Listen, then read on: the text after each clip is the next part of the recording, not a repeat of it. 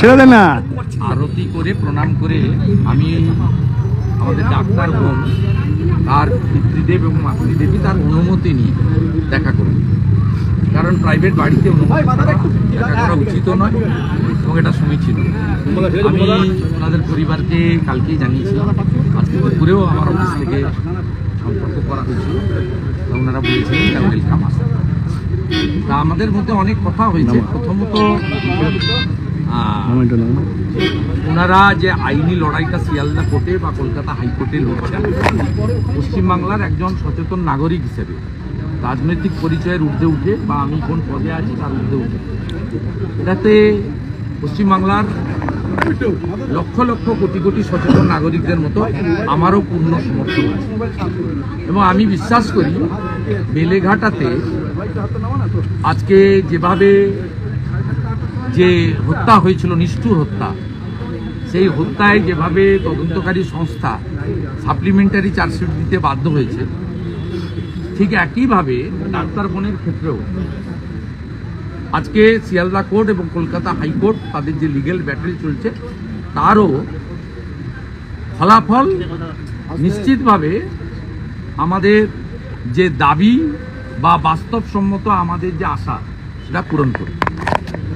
তাই legal battle নিয়ে আমি এর বাইরে আর কিছু সাংবাদিকদের বলছি না।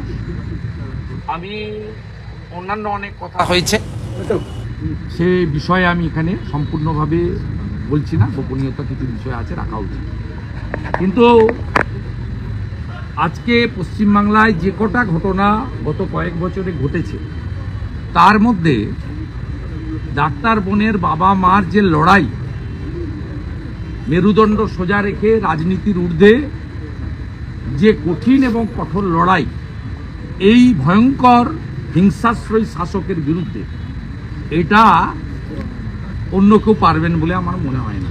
তাই তাদের দুজনকে তাদের এই কঠিন লড়াই, একেবারে লক্ষ্য অবিচল থেকে লড়াই, তাকে আমি কৃতজ্ঞতা এবং প্রণাম নিবেদন করি।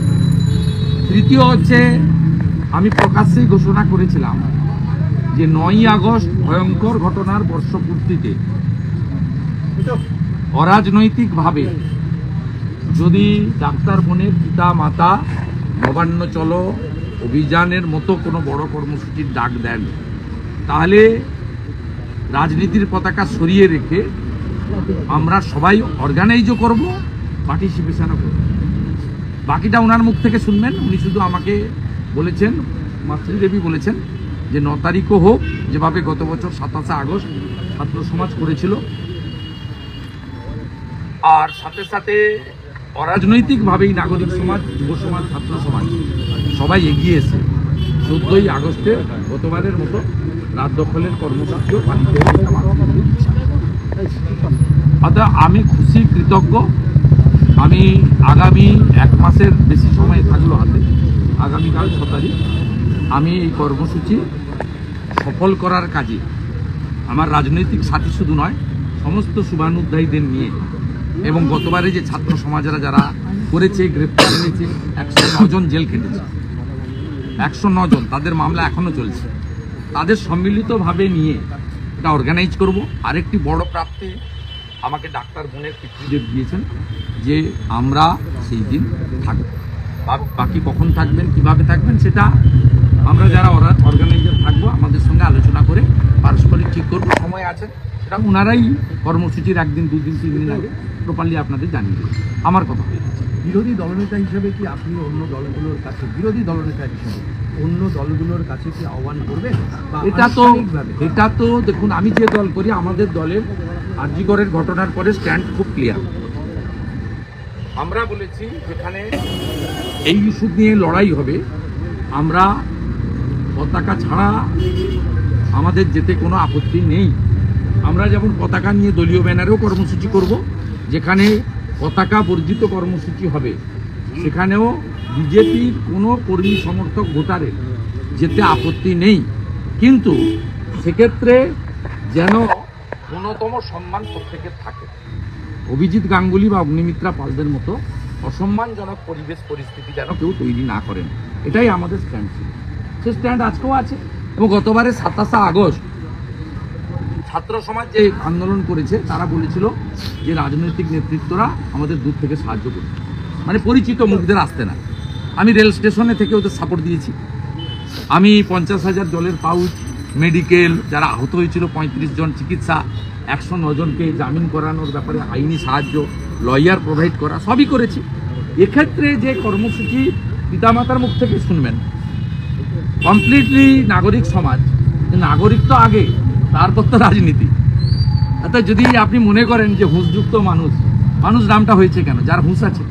তা আপনি যদি হুঁশযুক্ত মানুষ হন, আপনার লক্ষ্য যদি ঠিক থাকে এবং এটা যদি অত্যন্ত মর্মান্তিক বেদনাদায়ক ঘটনা ঘটে থাকে এবং এই সরকার, এই মুখ্যমন্ত্রী দায়ী থাকেন, এই পুলিশ দায়ী থাকেন, বা তদন্তকারী যে সংস্থাই থাকুক না কেন, যারাই থাকুক না কেন, তাদের কাছ থেকে এখনো পর্যন্ত সঠিক বিচার না পাওয়া যায়, তাহলে সে আন্দোলনে সকলে অংশগ্রহণ করতে পারে।